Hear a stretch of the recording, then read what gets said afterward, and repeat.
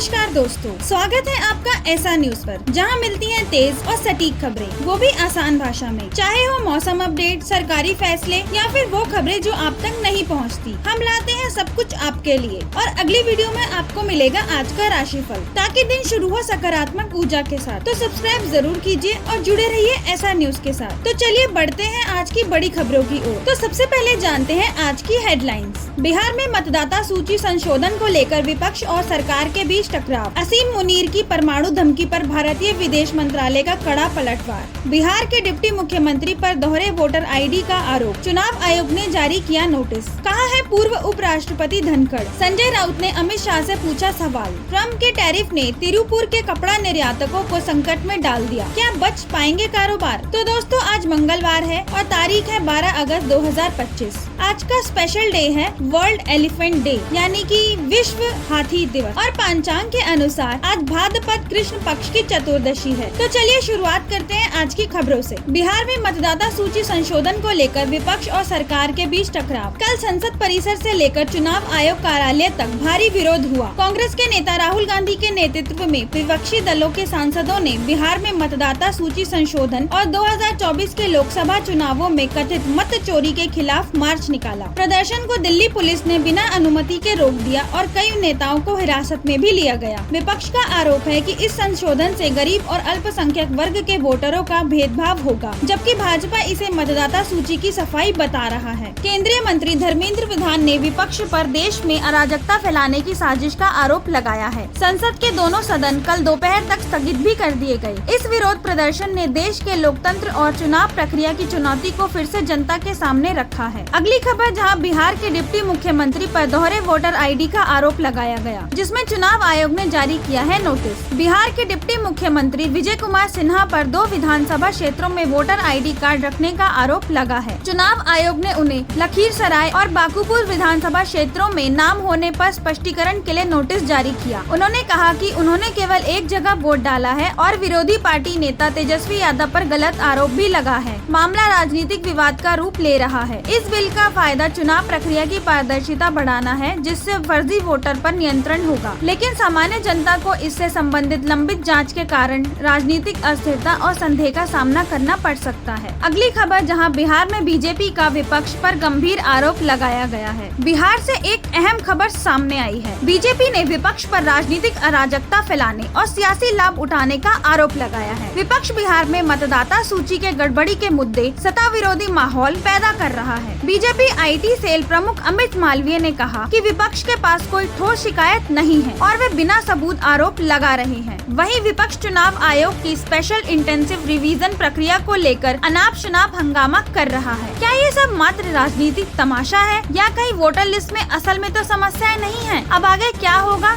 ये भी देखने वाली बात होगी। तो अगली खबर में आपको बता दें कि कर्नाटक के मंत्री KN राजन्ना का इस्तीफा सामने आया है। कर्नाटक के सहकारिता मंत्री KN राजन्ना ने राहुल गांधी द्वारा लगाए गए वोट चोरी के आरोपों की आलोचना करते हुए कहा कि मतदाता सूची कांग्रेस सरकार के समय बनी थी, फिर उस पर सवाल क्यों उठाए गए। उनकी इस बात से कांग्रेस हाईकमान नाराज हुआ और KN राजन्ना को इस्तीफा देने को कहा। मुख्यमंत्री सिद्धारमैया से मुलाकात के बाद उन्होंने इस्तीफा भी दे दिया। राजन्ना के इस बयान ने कर्नाटक कांग्रेस में विवाद पैदा किया है, क्योंकि उनका बयान पार्टी की आधिकारिक रेखा के खिलाफ था। राजन्ना को पार्टी के भरोसेमंद नेताओं में से एक माना जाता था, लेकिन इस बयान की वजह से उनका मंत्री पद भी समाप्त हो गया। अगली खबर, जहां सरकार ने नए इनकम टैक्स बिल को मंजूरी दी है। लोकसभा ने इनकम टैक्स नंबर 2 बिल 2025 को मंजूरी दे दी है। इस बिल में सऊदी अरब की सॉवरेन वेल्थ फंड PIF को टैक्स छूट दी गई है, जिससे उनके लिए टैक्स प्रक्रिया आसान होगी। साथ ही LLP को अगर वे कोई कटौती नहीं लेते हैं तो 18.5% AMT नहीं लगेगा, जिससे व्यवसायिक राहत भी मिलेगी। बाजार लिंक पेंशन योजनाओं को भी बढ़ावा मिला है, जिससे रिटायरमेंट में टैक्स फ्री निकासी संभव होगी। आम जनता को इससे फायदा होगा, क्योंकि निवेशकों तथा पेंशन धारकों को टैक्स में राहत मिलेगी। कोई बड़ा नुकसान आम जन पर नहीं पड़ेगा, क्योंकि यह बिल मुख्यतः कॉर्पोरेट स्तर और निवेशकों के लिए लाभकारी है। इससे टैक्स नियमों में स्पष्टता और सुगमता आएगी। अगली खबर में आपको बता दें कि खेल क्षेत्र में पारदर्शिता और न्याय की नई राह सामने आई है। लोकसभा में नेशनल स्पोर्ट्स गवर्नेंस बिल और नेशनल एंटी डोपिंग संशोधन बिल पास हो गए हैं। यह बिल खेल संगठनों के पारदर्शी और जवाबदेह संचालन को सुनिश्चित करेगा। बिल से राष्ट्रीय खेल निकायों की मान्यता, कार्य प्रणाली और कोड ऑफ एथिक्स का निर्धारण होगा। नई प्रणाली से खिलाड़ियों के हितों की रक्षा, उनके अधिकारों का संरक्षण और शिकायत निवारण की प्रक्रिया सशक्त होगी। नेशनल स्पोर्ट्स बोर्ड बनाएगा खेल परिषदों के लिए सख्त जवाबदेही का तंत्र, जबकि नेशनल स्पोर्ट्स ट्रिब्यूनल विवादों का त्वरित निपटारा करेगा। जैसा कि दोस्तों हमने आपको पहले ही बताया था कि 21 जुलाई को उपराष्ट्रपति धनखड़ साहब ने इस्तीफा दे दिया था, लेकिन उसके बाद से उनकी तबीयत और ठिकाने को लेकर कोई जानकारी नहीं मिली है। 21 जुलाई को उन्होंने अचानक पद छोड़ दिया और तब से उनकी कोई खबर सामने नहीं आई है। राज्यसभा के कई सदस्यों ने उनसे संपर्क करने की कोशिश भी की, लेकिन सफल नहीं हो पाए। संजय राउत ने गृह मंत्री अमित शाह को खत लिखकर पूछा कि आखिर धनखड़ है कहाँ, उनका स्वास्थ्य कैसा है, वे सुरक्षित हैं या नहीं। इस चुप्पी और गुमनामी के पीछे क्या सच है? ये सवाल देश के हर नागरिक के लिए चिंता का भी विषय है। क्या सरकार हमें इस पर सच्चाई बताएगी? शिवसेना नेता संजय राउत ने कहा कि इससे पहले सुप्रीम कोर्ट जाना पड़े, वे अमित शाह से जवाब की उम्मीद करते हैं। अब देखना ये होगा कि पूर्व उपराष्ट्रपति धनखड़ साहब से संबंधित कोई खबर सामने आती है या नहीं। अगली खबर में आपको बता दें कि ट्रंप के टैरिफ ने तिरुपुर के कपड़ा निर्यातकों को संकट में डाल दिया है। डोनाल्ड ट्रंप द्वारा भारत पर लगाए गए 50% टैरिफ के बाद तिरुपुर में कपड़ा निर्यातकों की हालत बहुत चिंताजनक हो गई है। तमिलनाडु के तिरुपुर क्षेत्र में कपड़ा उद्योग लगभग 12,000 करोड़ का वार्षिक निर्यात अमेरिका को करता था, जो अब लगभग 6,000 करोड़ के कारोबार पर संकट मंडरा रहा है। कई कंपनियों ने उत्पादन भी रोक दिया है और ऑर्डर पाकिस्तान, बांग्लादेश जैसे दूसरे देशों को शिफ्ट हो रहे हैं। क्या ये संकट तिरुपुर के रोजगार और अर्थव्यवस्था पर बड़ा असर डालने वाला है? कारोबारी नई रणनीति पर विचार कर रहे हैं, लेकिन उनको राहत मिलेगी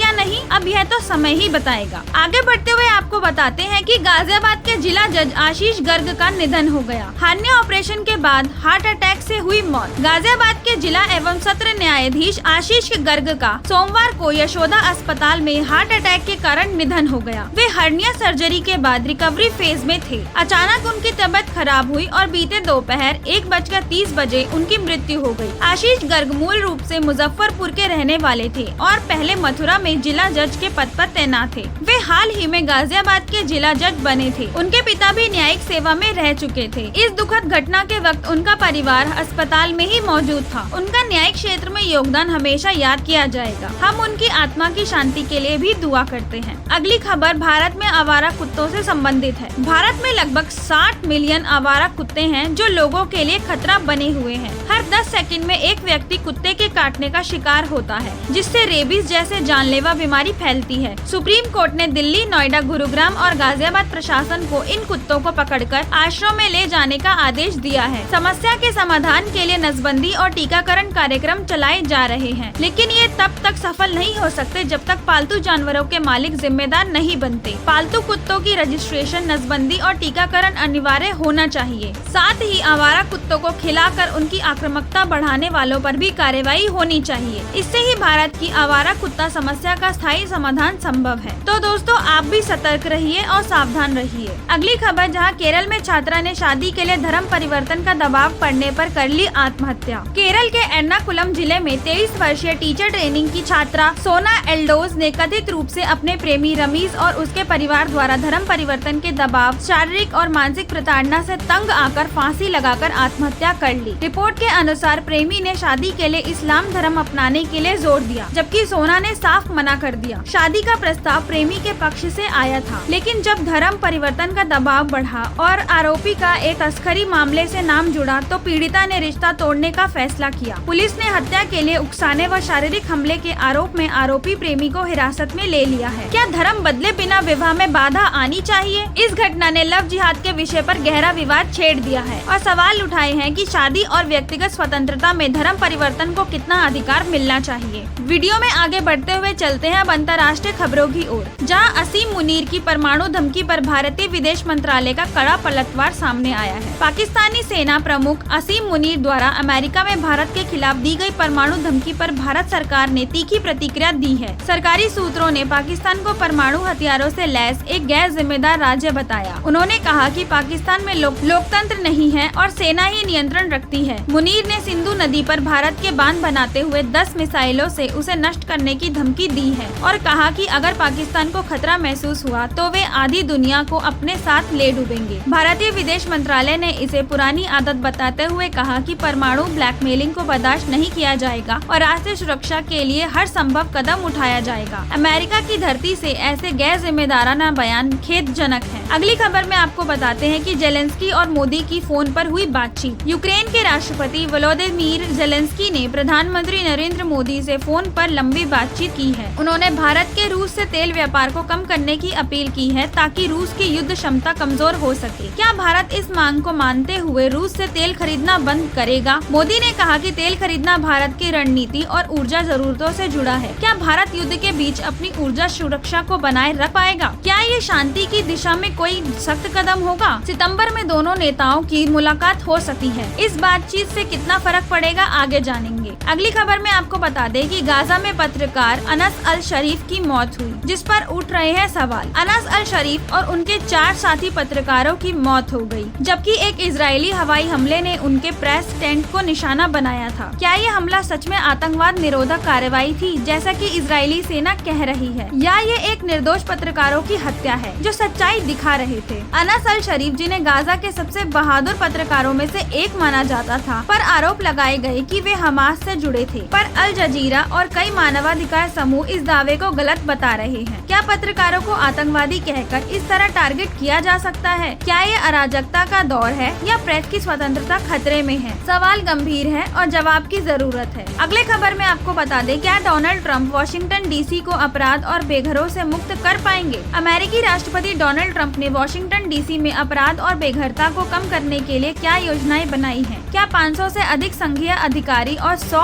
FBI एजेंट अपराध को रोकने में कारगर साबित होंगे? ट्रंप ने कहा कि वे बेघरों को राजधानी से दूर किसी सुरक्षित जगह पर ले जाएंगे और अपराधियों को जेल भेजेंगे। मेयर मुरियल बोजोर ने नेशनल गार्ड की तैनाती का विरोध किया है, जबकि पुलिस के आंकड़े कहते हैं कि अपराध दर इस समय घट रही है। वीडियो में आगे बढ़ते हुए जानते हैं अब मौसम का हाल। हैदराबाद में कल शाम की बारिश किस हद तक राहत दे पाई? हैदराबाद के कई हिस्सों में शाम के समय बादल उमड़ आए और कुछ इलाकों में बारिश भी देखने को मिली। क्या इस बारिश से गर्मी में राहत मिलेगी? क्या ये बारिश पूरे शहर में फैलेगी या सिर्फ कुछ क्षेत्रों तक ही सीमित रहेगी? मौजूदा मौसम विभाग की जानकारी के मुताबिक अगस्त महीने में हैदराबाद में सामान्यतः आधे से ज्यादा दिन बारिश होती है। हैदराबाद की जनता इस बारिश का स्वागत कर रही है, लेकिन सवाल ये भी उठ रहे हैं कि ये बारिश कितनी टिकाऊ होगी और आगे मौसम कैसा रहेगा। अगली खबर, जहां देहरादून में जारी है भारी बारिश का सिलसिला। देहरादून में रात से हो रही लगातार भारी बारिश से हालात गंभीर हो गए हैं। शहर के कई इलाकों में जल भराव और नदियां उफान पर हैं। माल देवता क्षेत्र में बादल फटने से कई घरों और दुकानों में पानी घुस गया है। प्रशासन और आपदा प्रबंधन की टीम राहत कार्य में जुटी है। अगली खबर, जहां हिमाचल प्रदेश में 11 से 14 अगस्त तक भारी बारिश का ऑरेंज अलर्ट जारी किया गया है। हिमाचल प्रदेश के कांगड़ा, मंडी, सिरमौर, चंबा और शिमला जिलों में 11 अगस्त से भारी बारिश जारी रहने की चेतावनी है। मौसम विभाग ने अगले 4 दिनों के लिए ऑरेंज अलर्ट जारी किया है। पहाड़ी इलाकों में भूस्खलन और बाढ़ का खतरा अधिक है। प्रशासन लोगों को सावधानी बरतने और आवश्यक कदम उठाने की अपील कर रहा है। अगली खबर, जहां बिहार में तापमान 24.8 डिग्री से 35.6 डिग्री के बीच रहेगा। बिहार के अधिकांश हिस्सों में 11 अगस्त का अधिकतम तापमान 35.6 और न्यूनतम तापमान 24.8 डिग्री सेल्सियस के बीच रहेगा। भारी बारिश के कारण प्रदेश में कुछ इलाकों में राहत का माहौल है, लेकिन बारिश के चलते बाढ़ की संभावना को देखते हुए मौसम विभाग ने सतर्कता बरतने को कहा है। तो दोस्तों, ये थी आज की सबसे बड़ी और अहम खबरें। आपको सबसे ज्यादा चौंकाने वाली खबर कौन सी लगी, हमें कमेंट करके जरूर बताइए। और अगर आपको वीडियो पसंद आया हो तो लाइक कीजिए, चैनल को सब्सक्राइब कीजिए और बेल आइकन दबाना ना भूलें, ताकि ऐसा न्यूज की अगली ब्रेकिंग न्यूज सबसे पहले आप तक पहुंच सके। वीडियो में बने रहने के लिए धन्यवाद। आपका समय शुभ रहे।